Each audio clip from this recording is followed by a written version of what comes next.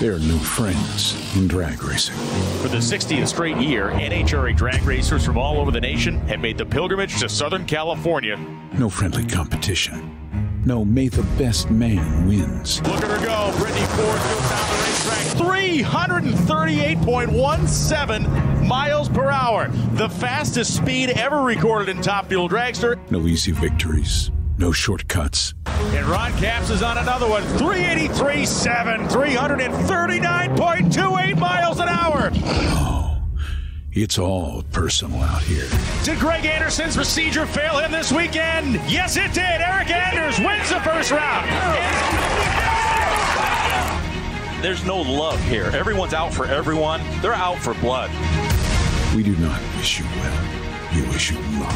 Your heartbreak doesn't matter. Your almost doesn't count. It doesn't matter what you did before. It's what you do now. There are no friends in drag racing. We don't care about your feelings. We care about letting the clutch out, shift gears, head down, eyes focused, hands ready. Aerodynamically engineered beasts that accelerate to 330 miles an hour. Absolute mechanical warfare. Oh, a huge explosion from Tommy Johnson.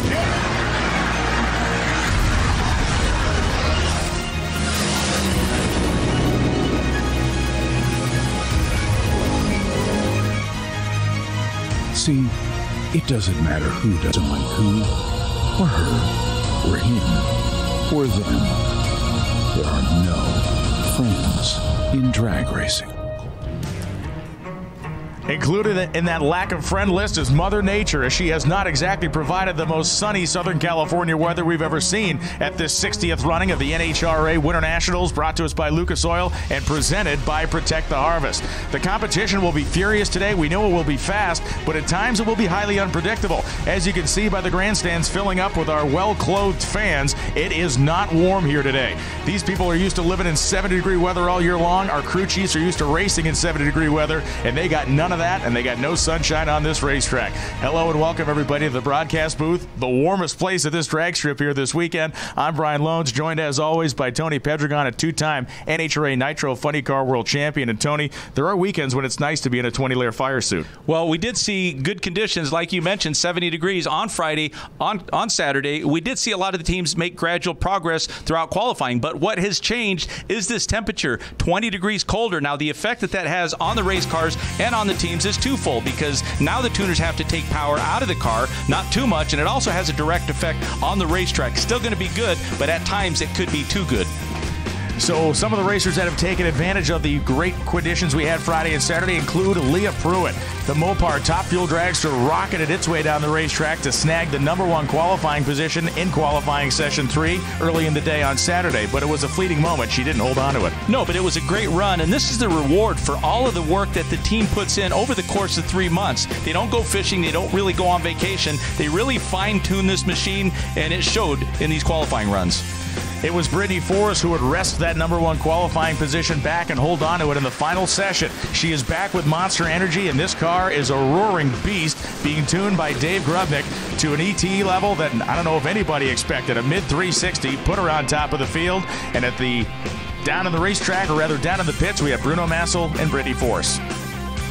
We are just 4 qualifying sessions into the 2020 season, and things just keep getting better and better for Brittany Force. Monster Energy is back on the car, the sponsor she had when she won her first championship in 2017, and David Grubnick seems to be getting better and better with that tune-up. The number he threw down last night was just awesome. Excitement level, I got to imagine, is at an all-time high for you to start this season. Yeah, really. I'm just excited to be back with my team. You know, it was a long off season, and I'm ready to, be out here back in this race car. And, a lot of big announcements coming this season. We signed back up with Monster, which is just incredible to be teamed back up with them. And then also a new sponsor that came from Austin Prox Car Montana brand with Frank Teague's flavor pack. So I'll be swapping back and forth between the two cars. But we're off to a great start. We ran a 365 last night. The boys are pumped, and we're ready for race day. So before that run, does he give you any indication of what kind of tune-ups in the car, like, hey, hold on, or get ready for this one? Are there any kind of cues you guys have at this point? Yeah, he usually does. He usually tells us our target, what we're aiming for. That run, he was... I talked to him in the lanes just for a second. He came over, said, hang on, we're going to push. So I knew it was going to be a good one. When you think of the women of power in the NHRA, Leah Pruitt is one of those names that is on that list. She made her debut in Top Fuel right here in 2013. She won this race in 2017. You are qualified third heading into elimination. What are your thoughts this morning as we kick off the season?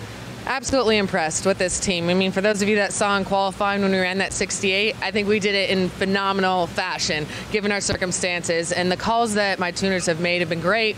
But really what we focused on is sharpening our teeth. We haven't gone to the drawing board and created a new wheel. We had a really, really fast hot rod at the end of 2019, and we've worked all off season long of refining that. So coming into Pomona on this Sunday, we feel really good about it. Another of the big names in Top Fuel, the return of Sean Langdon to the category, and that may send a shiver up the spine of the other drivers. This guy's world class. This is a team that tested very well with good results, came here on Friday and Saturday. Friday's first run was a good setup run to that 369. Then in qualifying session 3 and 4, this happened. The car blurped on the burnout, and then he had no throttle pedal to lead the starting line with. They went back to the pits. They thought they had it fixed. They came up for the final qualifying session, and once again, a whole bunch of nothing. Sean Langdon stepped on a pile of Yello basically when he hit the gas. The car didn't move an inch. They come into round 1 eliminations facing Justin Ashley, and I'm not sure they got this thing figured out. More on Sean Langdon. 208 races he competed in between 2009 and 2017. 14 wins and 32 final rounds for Langdon. The Coletta Racing driver had a good run in Nitro Funny Car, but really his very, very biggest strength is the Top Fuel category, and he is the quickest man or fastest man to the 8th mile in NHRA history at 299.33 miles an hour, just past half track. So for the first time of the 2020 NHRA Mello Yellow Drag Racing Series, we hear the thundering noise of nitro-burning Hemi engines. It is going to be Clay Milligan and Terry McMillan kicking things off here, the first elimination pass of the season. Two guys who are probably sick of seeing each other in first-round competition, especially when it comes down to this first event. Let's sit back and listen to these engines finally go to work for 2020.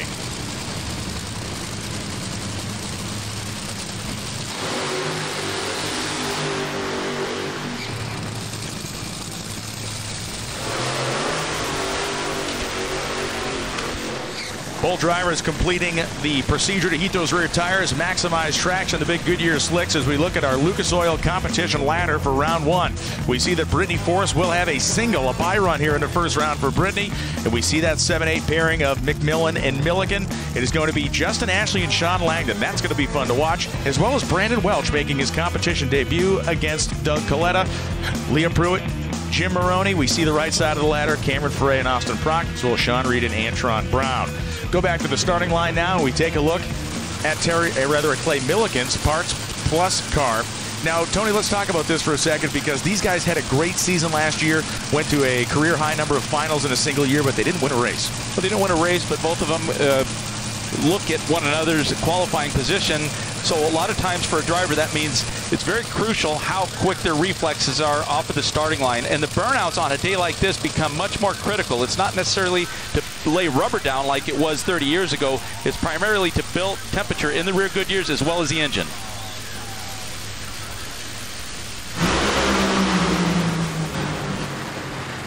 And Terry McMillan struggles with traction. Clay Milligan does not. 3.731 seconds at 323 miles an hour. His quickest and fastest run of the weekend for Clay Milligan. The two drivers left within 4 thousandths of each other. Mike Clover had the better tune-up. Yeah, take a look. On the bottom side of the screen, we're going to see Terry McMillan. Take a look at those rear Goodyears and look at the pattern, the tire pattern that it leaves. It's a violent tire shake that the driver is feeling in the car. He's very helpless. On the other hand, for Clay Milligan, this is pretty much a flawless run. And this means that the balance, what the tuner did to the engine power and the clutch in relation to the clutch setup, was spot on. It's easy in cool conditions like this to encounter tire shake, because what happens, the traction becomes so good that those rear tires want to stick to the surface. So they want to maintain a good level of tire slippage in tandem with a good level of clutch slippage. So the next pair on the starting line already, Antron Brown, a revitalized team that has seen Brian Karate return home. The prodigal crew chief son, if you will, has returned, and he will be racing against Sean Reed.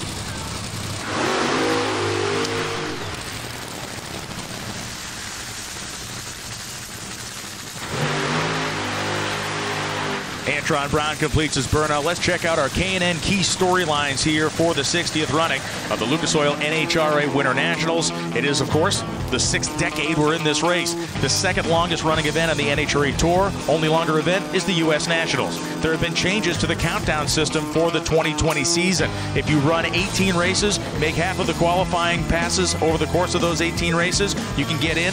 But, of course, you also can get in by racing your way into the top 10. And finally, the 50th anniversary of Pro Stock Eliminator. We're going to be celebrating that category both here and all the way through the season. And now we go down to a guy who's going to be driving Pro Stock this year, Bruno Massel. Well, I've got a couple months to kind of get ready for that Pro Stock debut. Antron Brown has a couple seconds to get ready for his 2020 debut. He's got Brian Corradi back behind the helm, making the tuning calls for him, a guy who was there for 47 of his 50 victories. Championship is their goal this year, but he said we've got to temper our expectations. It's going to take a little while to get to that point. Makes total sense. Bruno Massel, a Chicagoland native, understands cold weather and precipitation. The fans in Southern California, they're not used to this kind of stuff. We got a lot of them watching on FS1 today. Oh boy, Antron Brown put a sleeper hold on Sean Reed in the starting line. He was left, gone, and then he lost traction. Sean Reed goes 3.924 seconds and quite literally stole one from Antron Brown. Yeah, you know, my condolences to Sean Reed on the starting line. I mean, there's really, that is a complete mental breakdown. The fortunate part for him, and you can see the differential right there, the good reaction time from Antron Brown. However, he was not able to maintain that. We talked about the tire shake, and you can see it right there on the wing strut. The car went out about 80, maybe 100 feet as it started to see that clutch application. Take a look at the rear Goodyears and how violently they bounce. Now, in a top fuel dragster, you're considerably farther away from those tires, so the feel isn't as prominent in a top fuel car as it would be in a funny car. Funny car driver is literally sitting on those Goodyears, but for Antron, he had to give up the ghost. It's going to be one of those days here at the Winternationals. Brittany Forrest will be coming up next. When we come back, Top Fuel continues.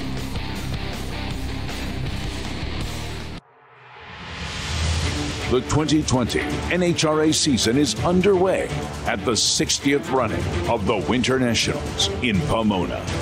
2019 championship runner-up and U.S. Nationals winner Doug Coletta enters the season looking for 3 straight wins at Auto Club Raceway. Doug Coletta, now a 5-time runner-up in the championship points. His second win at Pomona. He won the Winternationals. He wins the World Finals. Brittany Force starts 2020 with confidence as she and crew chief David Krubnick enter their second year together. 365.7, 334.32 miles an hour. And if you're driving a top fuel dragster for David Grubnick on a cool night in Southern California, the belts better be tight. Antron Brown made off-season news by reigniting with crew chief Brian Corradi, the partnership that brought home 3 Top Fuel championships.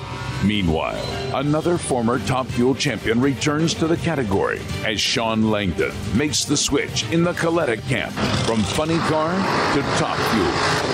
And a revamped countdown is sure to provide a wide-open platform for teams to cash in at the end of the season, as drivers will battle to the final round to assure they secure money by finishing in a top 10 spot. Top Fuel continues at the historic 60th Winternationals right now. We are back here in Pomona. Brittany Force on the starting line. There is a notable non-attendee this weekend. Steve Torrence has elected to forego the Winternationals. We believe he's going to pick the tour up in Phoenix. The team released this statement earlier in the week. Due to untimely circumstances beyond our control, it's in the best interest of Torrence Racing not to participate in this weekend's season opener in Pomona. We do believe that we will see Steve Torrence back at the second race of the season outside of Phoenix, Arizona. Hopefully, we can get confirmation on that soon. Brittany Force won a world championship wearing these Monster Energy colors on her Top Fuel dragster, trying to do it with David Grubnick, and she was the #1 qualifier, going 3.657 seconds earlier this weekend.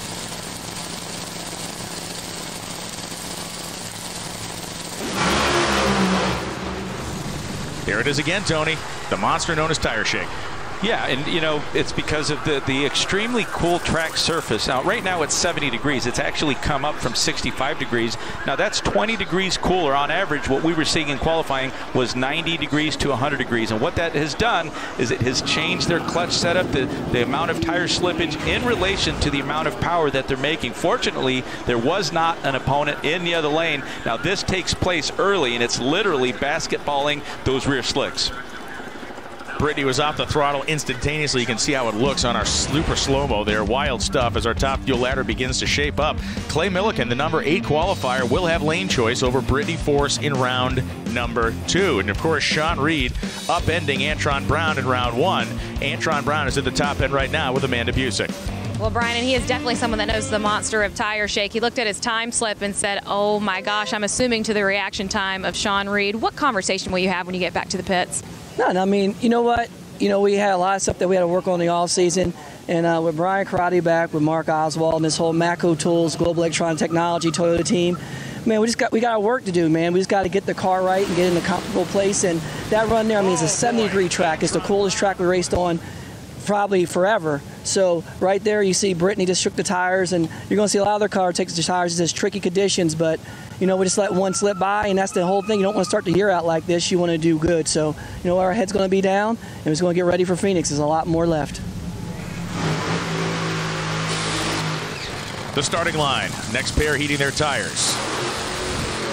One of these great moments of dichotomy in NHRA drag racing. On the right side of your screen, we have Brandon Welch making his Top Fuel debut. Welch has run a couple of handfuls of races in Nitro, funny car.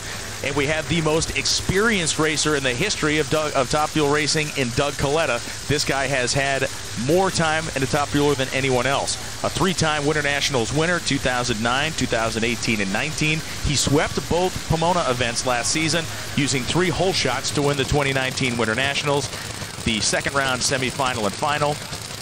And he is trying to become the first man to win 3 in a row, the Budweiser Impact Performance for Doug Coletta.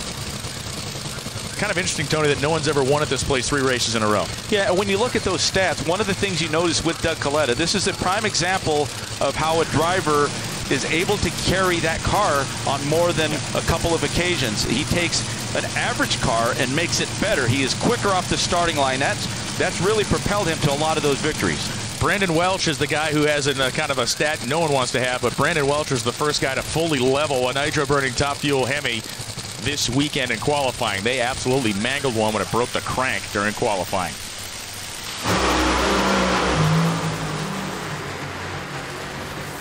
Doug Coletta, 3.885 seconds, 326.87 miles an hour. And if my ears are lying to me, tell me I'm wrong, but I believe he just pedaled himself to a 388. Well, we saw both drivers do it. For Brandon Welch, he had cylinders out, so they were missed. They had missed on the fuel system, but on the left side of your screen, now the right side, it was Doug Coletta, and he's such a good driver that unless you're really paying attention, you can't see how quick, how often on the throttle he is. So this is one of the drivers that in these conditions is going to really show some of that experience. Take a look at this Mack Tool car.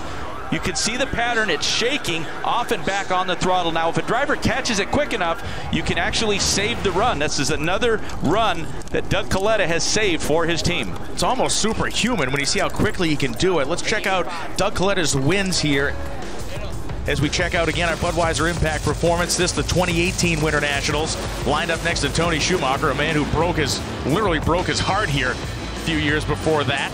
Then we go to the 2019 Winternationals as we see the Coletta mosh pit forming up. So the 2019 winners, it was Steve Torrence on the other side of the racetrack, and Doug Coletta broke Steve Torrence's win streak that had begun at the beginning of the previous season's countdown. And then the Auto Club Finals, racing his teammate Richie Crampton. You can see the header flames lay back. Doug Coletta streaked his way down for a victory, and he ended the season just a handful of points behind Steve Torrence for the 5th time in his career, the #2 finisher in Top Fuel. Leah Pruitt heating the tires on the back of the Mopar. Top Fuel dragster that did occupy that #1 qualifying spot for a brief shining moment over the course of this weekend. We'll have relative newcomer to the world of Top Fuel drag racing, Jim Maroney.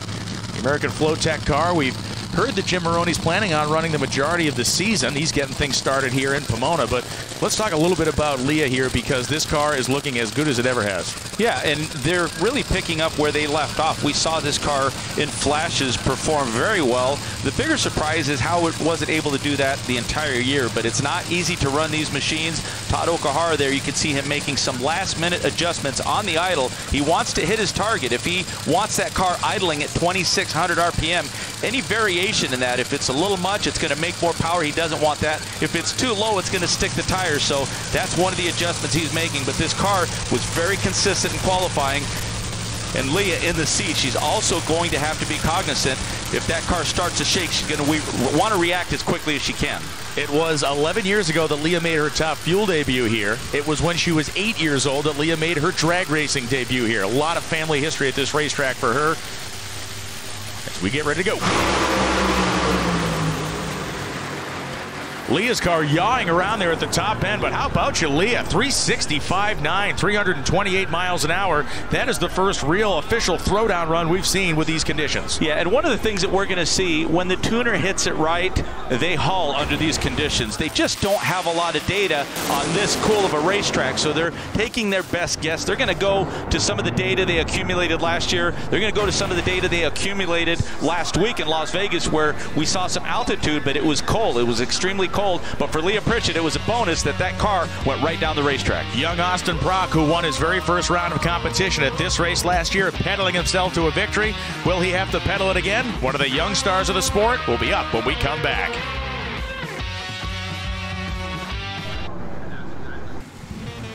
We are back at the 60th Lucas Oil Winternationals presented by Protect the Harvest, and we are talking about Pomona, California. If you're not from out here, where are we? We're about 30 miles east of Los Angeles. The history of this facility is unrivaled. 1953, Wally Parks held the Southern California Championships, the very first NHRA event of any kind. In 1961, the Winternationals legacy begins, and the LA County Fair has been held here at the Fairplex since 1922. It is the fastest parking lot in the world that we are on right now, and has been since the early 1950s. We look down on the racetrack. We see Cameron Ferret on the right side of the screen, Austin Brock on the left. But Cameron Ferret made headlines here when he had a skirmish, if you will, with Steve Torrence during the NHRA finals last year.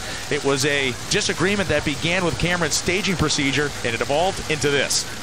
Yeah, and you can see the exchange of words. We don't know exactly what was said. However, this was the discipline. This is what cost Steve Torrence the penalty. You can see Cameron Ferret had a few choice words afterwards, but here he is. He's moved past that. I like his attitude. I like his approach.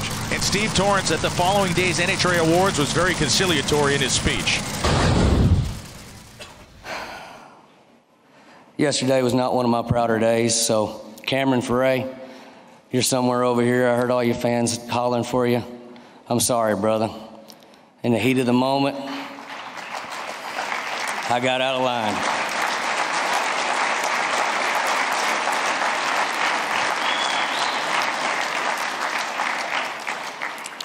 It's probably more tough to stand up here and admit that in front of all y'all than y'all probably know. But I was out of line, and I apologize to you, brother. That was wrong. Now we see Austin Brock and Cameron Ferret inching their way into the fully staged position. These conditions proving tricky for so many so far as we get ready to leave.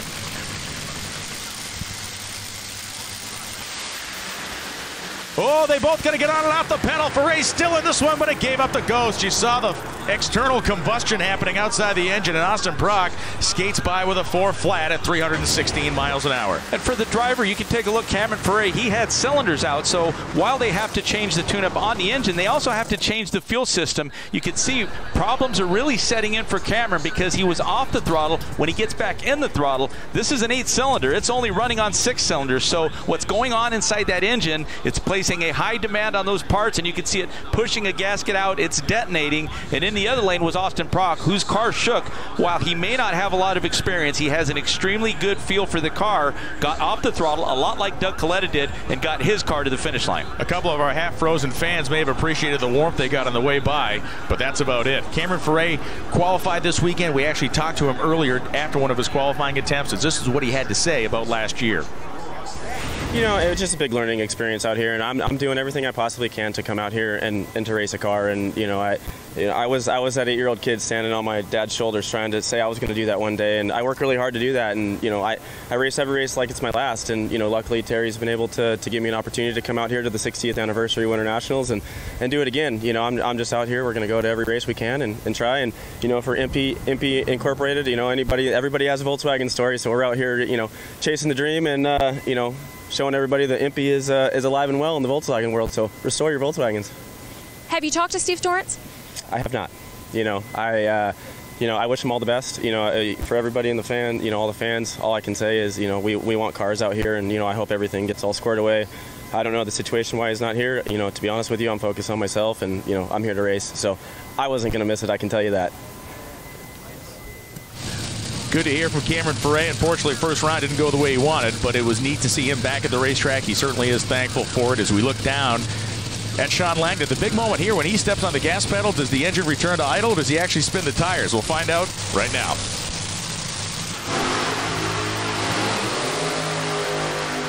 Is there a more relieved man in America than the one that just did a burnout?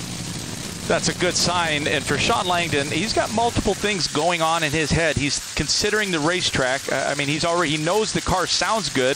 At least it appears to be okay. But that's the best start for him. And likely in the pits, they changed all the electronics. They really went through this entire car. So he's feeling good at this stage. Bruno has more on the Sean Langdon situation.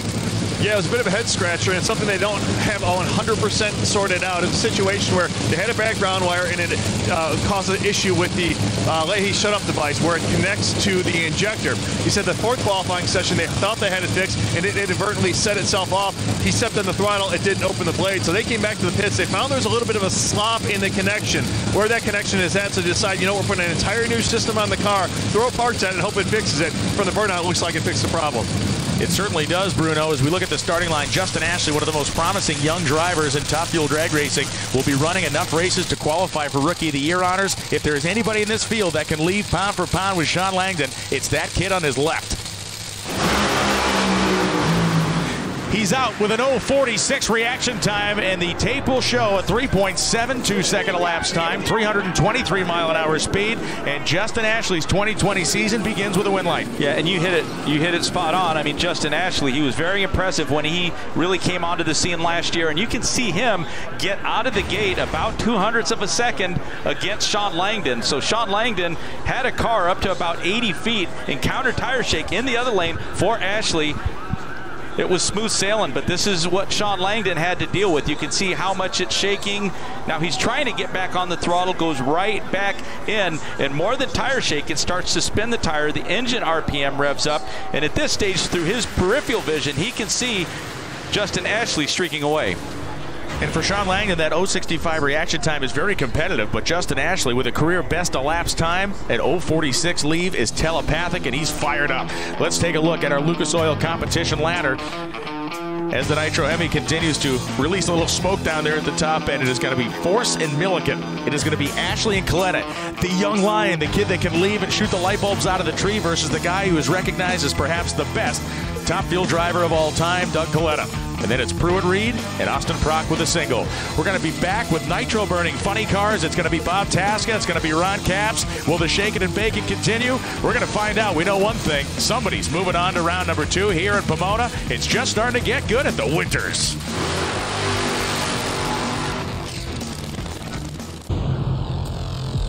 The 2020 NHRA Funny Car season is loaded with a deep field of championship caliber drivers. Defending champion Robert Hight enters with repeat hopes after a career best campaign last season.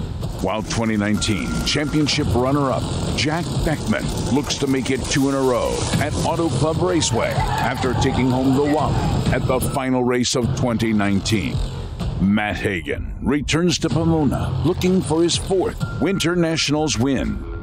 The funny car class gets a boost this season as popular driver Alexis DeJoria returns to the sport. Alexis moves first. Alexis, wow, she did it. She's got a U.S. Nationals championship. Champion tuner Mike Neff has signed on to a multi-year deal with Bob Tasca after the duo reached a career best points finish in 2019. Yes! And don't count out legend John Force, where son-in-law Danny Hood takes over as lead tuner, hoping that the family touch can translate to a record 17th Funny Car Championship. The 2020 NHRA Funny Car season begins right now. Indeed it does. The sun was out when we took the footage of this Wally and the gold cap. The sun was out when the fans were packing the grandstands here at Auto Club Raceway Pomona. It is a blustery Sunday here, and the funny cars will be flying. Matt Hagan had a very strong back third of the 2019 season, and he begins the 2020 season as the #1 qualifier. He, Dickie Venables, the entire team laid down a monstrous run to complete qualifying last evening, and they did so with their teammate Jack Beckman in the other lane. Watching from the nose of Jack Beckman's funny car as he stages it, you're going to see a face full of Matt Hagan streaking down the right side of the drag strip. This beautiful header flaming run to close the night put him on top of the heap, and Bruno caught up with him in the pits. 3.841 at 333. In all of sports, momentum is huge. Same thing can be said about the world of drag racing. At the end of last season, one of the hottest drivers, Matt Hagan, won 2 of the last 3 races and comes right in here where he left off. You were low early in the race. You came out last qualifying session. You go 84, kind of a jaw dropper for everybody in attendance. How do you keep that momentum going from the end of last year into here and come out that strong? Well, you know, we ran 86 to start the weekend off, and I knew going up there that Dickie Venables wasn't going to try to run 86 again. So as I was putting primary on the car at the end of last session, you know, if it was going to stick, it was going to run really well. And, you know, no different than out here on race day right now. I mean, Pomona's a great facility. It's a great track. There's a lot of just magical memories made here, start and finish. And, you know, if it'll stick out there right now and not shake, everybody's going to go fast. So we're going to crawl in there and hang on tight. Playing hurt is something tough to do for any athlete. Driving a funny car, not easy, but you're driving it really sick this weekend. How big a challenge is that for you? Well, these funny cars are a huge challenge to drive anyway, but, you know, like it's like anything, the points stay with the driver, and you got to tough it out. And, well, they say we're funny car drivers, so we're tough. Back in November when Robert Hight won his championship right here at the finals, there were the people hanging around. There was Matt Hagan, there was Jack Beckman, there was John Force, and all of them are qualified in the top half of the field today, including Matt Hagan in #1. But you have the #1 on your car. What's the best defense you have this year in title defense? Well, I mean, the best defense, I believe, is the whole Auto Club team has stayed together, okay? We don't have any new members. Everybody's still here, and we all know our jobs and what we need to do to get it done again, and that's our goal. Nobody's won the Funny Car Championship 2 years in a row since John Force a long time ago, so that's really our goal. You're competing at the 60th Winternationals today. You made your debut right here at this track. For a driver, what is the significance of that to you? Oh, it's amazing. I came here as a kid, all on my own, just to come watch the Winternationals. Unfortunately, it got rained out that year, but it's you just get chills, okay? It's the coolest race because you get to see everybody's new paint schemes. Everything's new and fresh, new teams out here. And when you roll under the tower there to light it up and race, you still get the chills. This is a big race for me. Let's take a look at the Lucas Oil ladder for Nitro Funny Car. Hagan and Miladinovich, a great story we're going to talk about a little bit down the road. John Force will take on Bob Bodie, Tommy Johnson Jr. and Cruz Pedregon. On the opposite side, Caps and Tasca hitting leadoff here for round 1. Height Haddock, Lee and DeJoria will be coming momentarily. Bob Tasca III has not exactly had the smoothest weekend. They even lost his luggage on the way to the racetrack. He lost his luggage. He's been wearing not second-hand clothes, but it's a heck of a lot cheaper at the place he shopped at. But, you know, they had high expectations of putting this car in the top half of the field. Not the case, and they have a tough opponent. What a job by this Napa team to rebuild that car in a short amount of time. Tasca fries the tires. Oh, you see Caps pedaling it. Caps continuing to wrestle the car to the finish line. What a veteran job out there as Ron Caps, at some point, we're saying, please get me there, goes 5.24 seconds. Yeah, right off the starting line for Tasca. And, you know, one of the things that we mentioned was the much cooler conditions. They affect the racetrack, but they also affect the power level. And one thing you don't want to do as a tuner, you don't want to pull a lot of power, especially when you're racing Ron Caps in this Napa Dodge here. So more than likely, Tasca's car didn't shake, but take a look. Listen to how high the RPMs are coming up on both cars when they lose the traction.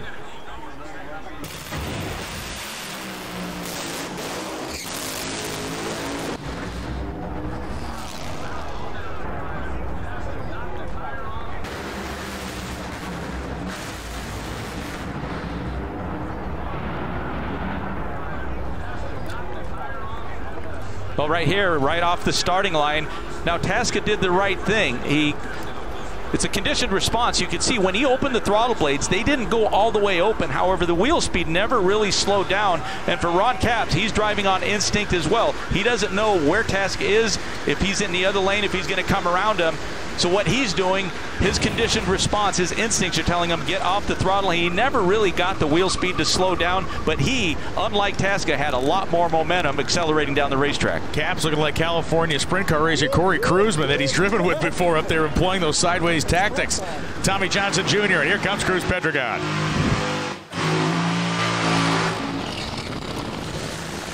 As we mentioned about Bob Tasca, this was a struggle weekend from the baggage handling to the massive explosion he suffered in qualifying. It just is probably one of those times, Tony, you've lived through, you just want to get out of the racetrack. Yeah, and they had some issues in testing. They did get a couple of good runs off, but this is the very first qualifying session, and this is where the bad weekend started for this team. You can see the explosion. Now, there's a lot of engine damage.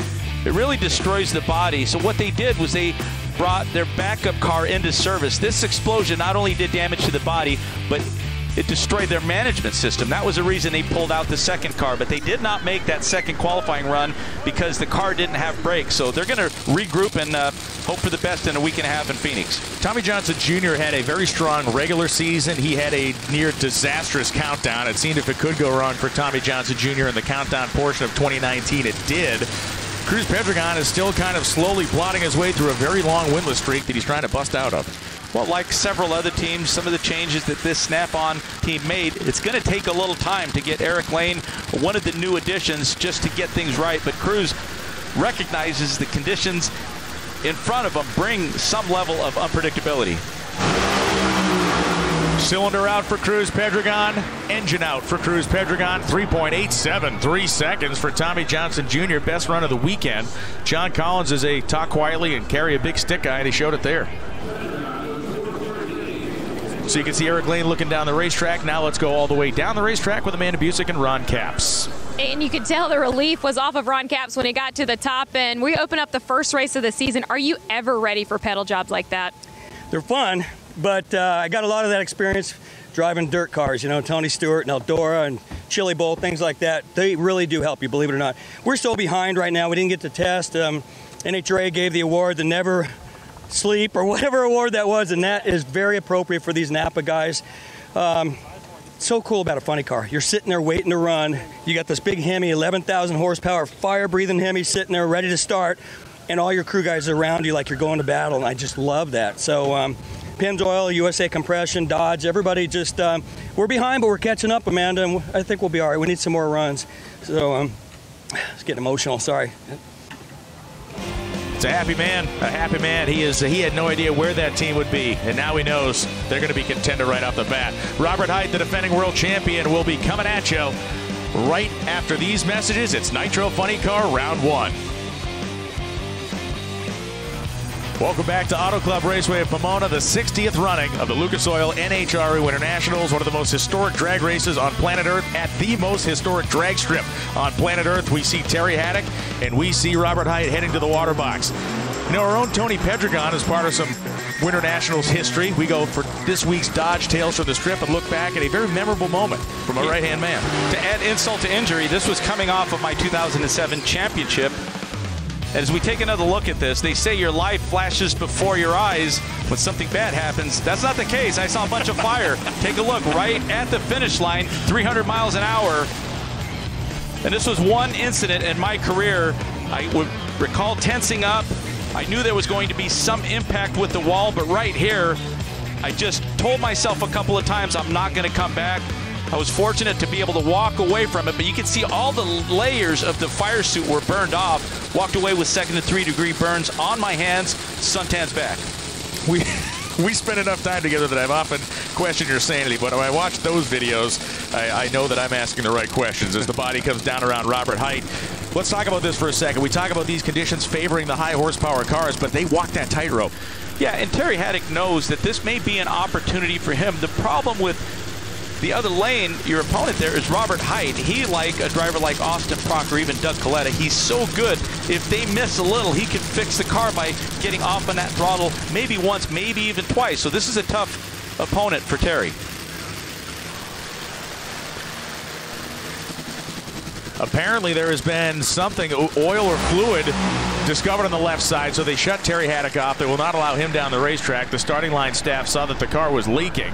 So Robert Hight goes down, blows the tires off, and Tony, let's be honest, that would have been the best shot since 2005, which is when he got his last round win, for Terry Haddock to move on to round 2. Well, I didn't get to finish, or Terry Haddock could actually encounter an oil leak and not ever leave the starting line. But, you know, that's just something that takes place before this car ever gets to the starting line. So whatever they did with the service in the pits was the problem. You could see the oil, and that oil, the reason they don't want to run on it, that's about a 70 weight. These cars generate enough power that they're not going to run a very low weight. So that was the end of the road for Terry. We saw Justin Ashley knock out Sean Langdon in round 1. Amanda Busick caught up with him right after the run.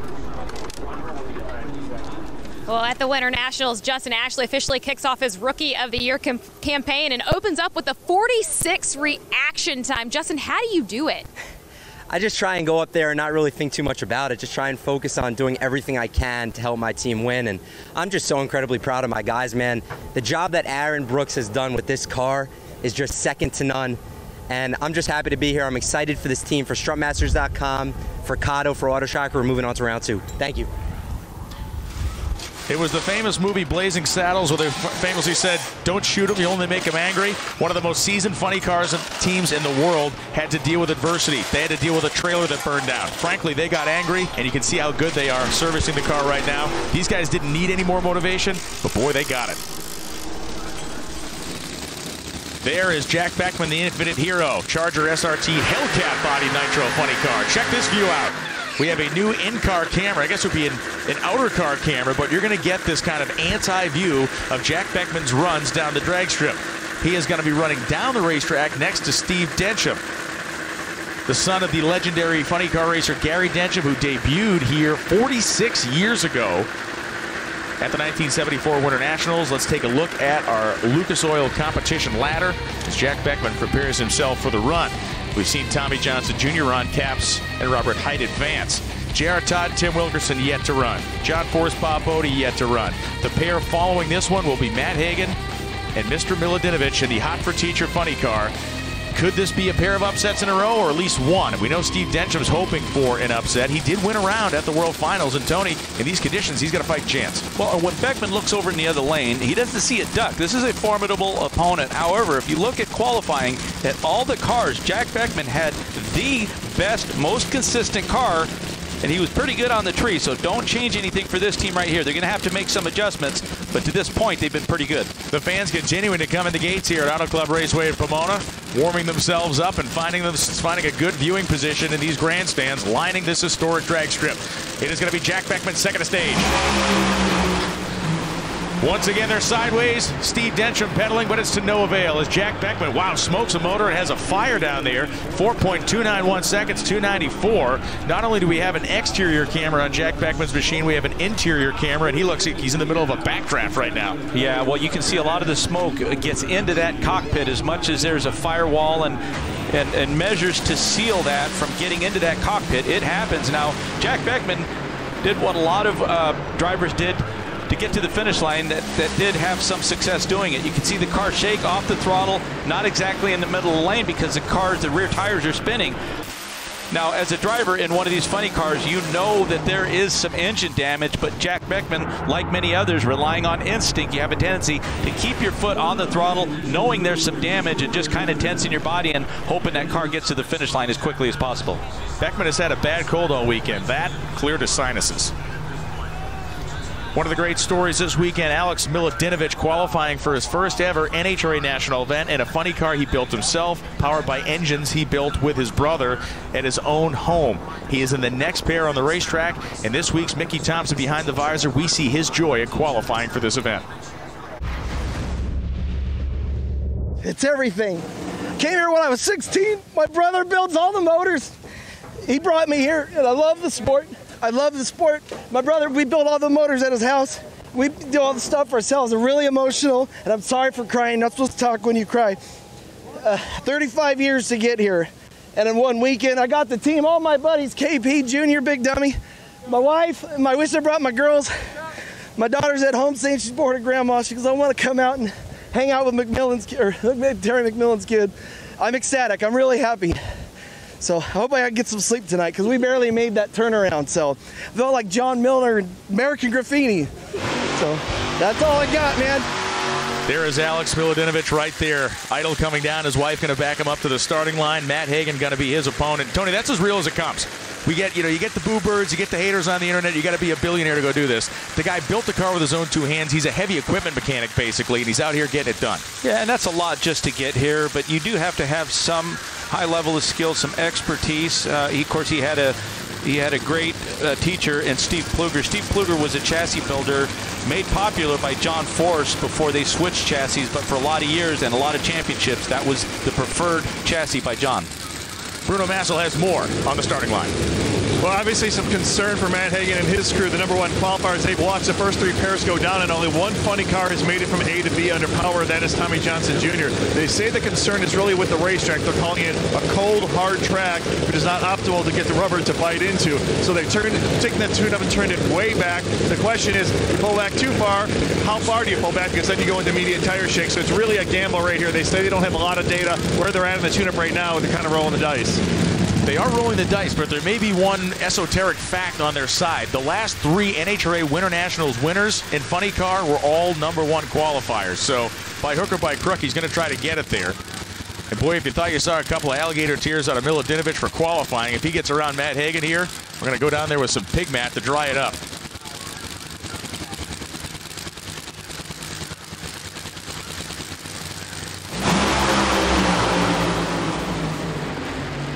And the strong are getting stronger. 3.914 seconds at 330 miles an hour. Matt Hagan does his job. Alex Milodinovic had to shut it off early. Yeah, we've seen this several times, this Mopar car. Dickie Venables, the tuner. Whatever he does to this car, he can get it down a real tricky track. And for the driver, when it gets to the 200, 250 foot mark, at that point, you can almost relax and set your focus on the finish line, because once it gets to the 150, 200 foot mark, you know the car is going to go. Coming up next, John Force, the most legendary Nitro funny car racer of all time. The 16-time champion begins his quest for number 17 here at his home track, and the return of Alexis DeJoria. The Rocket Phone sponsored Toyota Camry bodied funny car will be up when we come back. Back on the starting line, Bob Bodie getting ready to heat the tires here at the Lucas Oil NHRA Winternationals, presented by ProtectTheHarvest.com. The body comes down around John Force, the Peak Blue Def Chevrolet Camaro. Oh, he's done this about 500,000 times.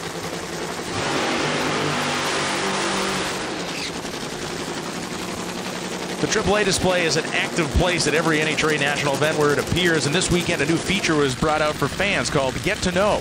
And what if this is a way we highlight the classes that don't burn nitromethane? In this case, it was Top Alcohol Funny Car with Doug Gordon, you see here, and it was Erica Enders in Pro Stock. Doug Gordon educating the fans, and Erica Enders lending some history into her racing career. She was on a path to drive a Nitro Funny Car until she diverted to Pro Stock. Very interesting stuff. We'll see her competing in Pro Stock, and the fans were taking it all in and interacting with their favorite drivers. I'm not sure John Force has Bob Bodie as one of his favorite drivers, because Bob Bodie, the slim number of round wins he's achieved in his career, one of them is against this guy. Yeah, and that's one of the things that makes Bob Bodie a bigger threat than a lot of lower qualified cars. Is this car is hit or miss, but it has the potential of running good. But John Force has his complete focus not just on the starting line, but when that car leaves. And John, of course, is one of the masters of being able to get these cars to recover from tire smoke, from tire shake. You see Daniel Hood looking across the racetrack. John's son-in-law is the crew chief on this car with Ronnie Thompson. When Brian Karate left, Danny Hood assumed the role.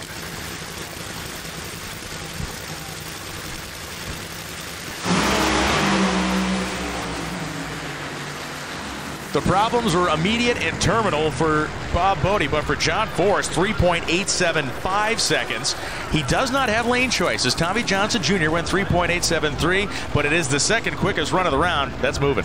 Yeah, John Force right off the starting line, slightly ahead of Bob Bodie, but Bob Bodie, like so many others, encountered his loss of traction right off of the starting line. Now, there's a lot of things that can happen.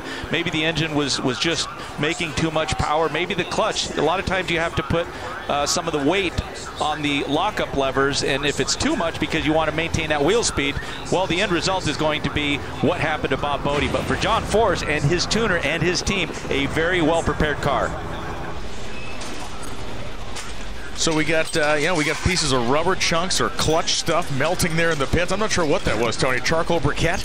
I don't know, might be grilling some muffins or something. It's hard to say. A lot of times there's actually absorbent material in the containment system. So if maybe that was one of the first things that came off of the car, it typically is when these cars roll in for the service. They go up on jacks. More than likely, that's what that is, because there was some engine damage on his run. Oftentimes, I wish we could deliver smell-o-vision for drag racing on TV. That's one of the times that I'm glad we don't have smell-o-vision, because I'm sure that doesn't smell good. If it smells like oil, it's from the bottom of the engine. If it smells like a Cinnabon, they're having a good Alexis DeJoria, the body comes down, the Toyota Camry. She is back, ladies and gentlemen. A fan favorite returns to competition now.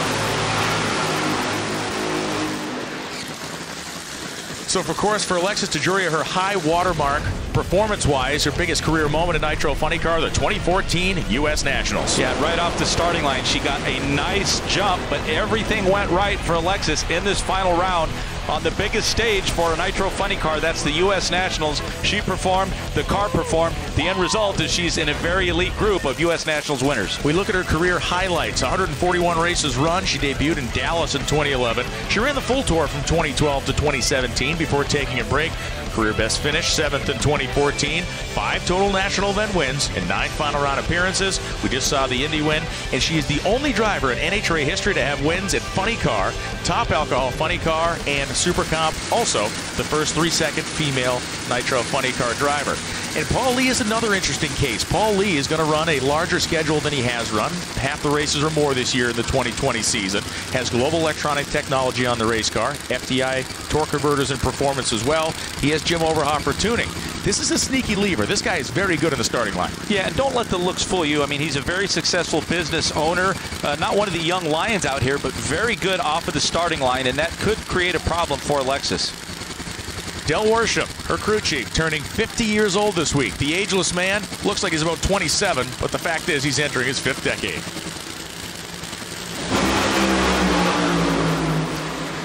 Wow, a huge explosion for Paul Lee. You can see the inferno for Lee there has gone out, but 3.922 seconds at 326 miles an hour. A fine run for Alexis there. And stopped the press. She was 59 on the tree. She drilled Paul Lee end to end. Yeah, I think Alexis had a lot of buildup from those couple years of a layoff, but got the jump. A very nice starting line reaction. But you can clearly see that it was Paul Lee pulling away his incremental numbers to 60 feet, 300 feet, to the 8th mile. He had actually gone around Alexis, but it wasn't long after that something failed with his engine, causing this explosion. And it wasn't long after that Alexis drove around him for the victory. You can see the fire up inside the windshield for Paul Lee. That is a tough spot to be down there. But for Alexis, that's exactly where she wants to be.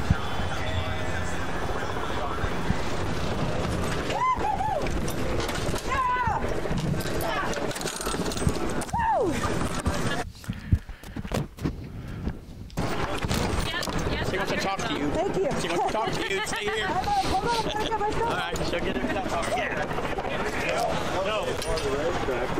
So we can see Alexis, you can hear her yelling inside the race car. She's peeling her equipment off. And Tony, this is what you need when you come back. You want to come back swinging. You don't want to come back with a first round loss. Momentum, baby. Yeah, and I think I picked up on a little bit of frustration at times in qualifying. At the end of the track, Alexis would look at her time slip, wasn't real impressive on her starting line reactions. But one thing that's different on Sunday, you're in competition, there's more adrenaline, there's just more going on in the body. If you rely on those endorphins, those chemicals, well, you just can't help but get up for it. Alexis and Amanda at the top end now. Oh, and she is looking at her time slip and saying, oh, man, we could hear you screaming in the funny car when you rounded the top end. Welcome back. I hope no fines, because I was screaming some bad stuff. Man, thank you, guys. My team's badass.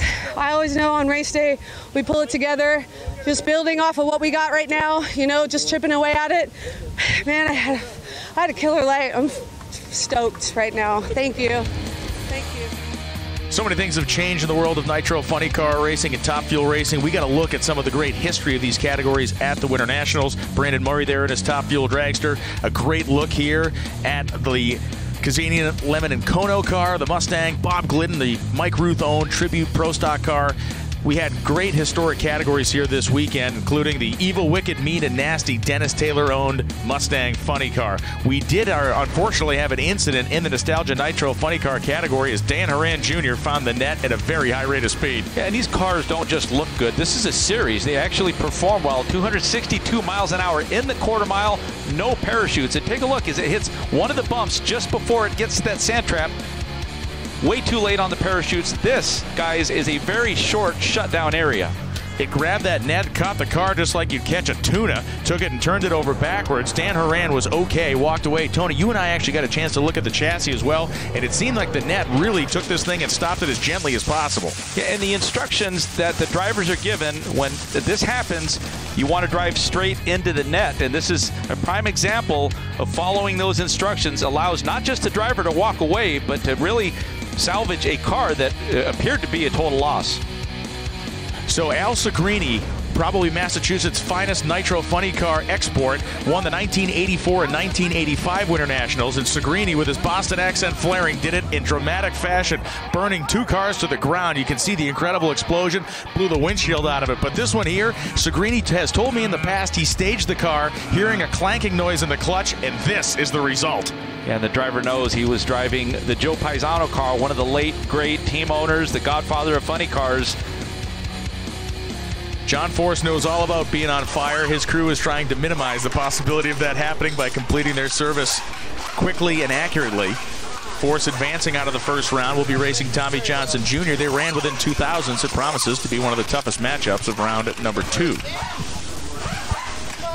can hear the air tools screaming. You can see those head studs being tightened into the block. They will secure the cylinder heads to the top of the engine. Tim Wilkerson, right side of your screen. J.R. Todd, left side of your screen.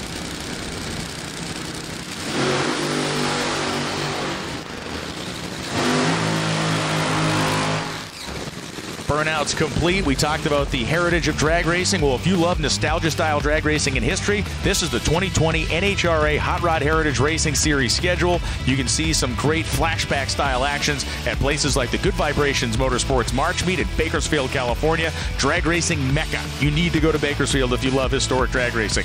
Funny Car Fever. You can go to the Igniter up there at Firebird Raceway outside of Boise, Idaho. The Night of Fire. Of course, Auto Club Dragway is hosting an event. The National Hot Rod Reunion in Bowling Green, Kentucky, the Nightfire Nationals back up in Idaho, the Nostalgia Nitro Nationals, and finally, the California Hot Rod Reunion bookending the season, starting and ending in Bakersfield at Famoso Raceway.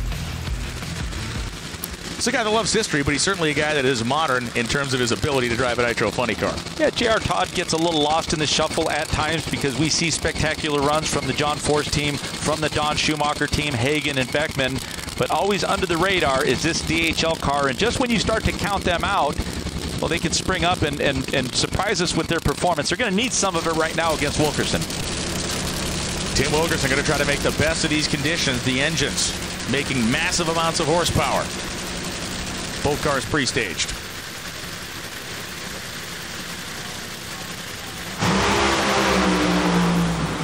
And it's going to be Tim Wilkerson powering to the finish line cleanly. 3.879, 326 miles an hour. Tony, we saw the car shaking and rattling on the right side. He's the first one we saw actually just blow the tires off it. Yeah, you know, and I don't think there's any difference, and I think that just proved that there's really no difference in the right lane or the left lane. A lot of the higher qualified cars were picking the right lane, and that's mostly based on that quick run that Leah made in her Top Fuel car. But this left lane, this is a very well-prepared racetrack. It all depends on how you have the car set up, and you can see what happens to J.R. Todd is that tire shake followed by tire smoke, him off and on the throttle, and all he can do is just sit and watch a near-perfect run from Tim. So let's check our round 2 ladder brought to us by Lucas Oil here in the Nitro Funny Car category. Tim Wilkerson's going to be a part of it. He'll be racing Matt Hagen. Wildly, that is going to be a big one. Tommy Johnson Jr. will take on John Force. We talked about them running within 2,000s. And the teammates, Beckman and Capps, neither of which made a clean run, will be battling it out. Jack Beckman has lane choice as indicated by the gold dot. And then it's Robert Height and Alexis DeJoria competing in round number 2. We switch from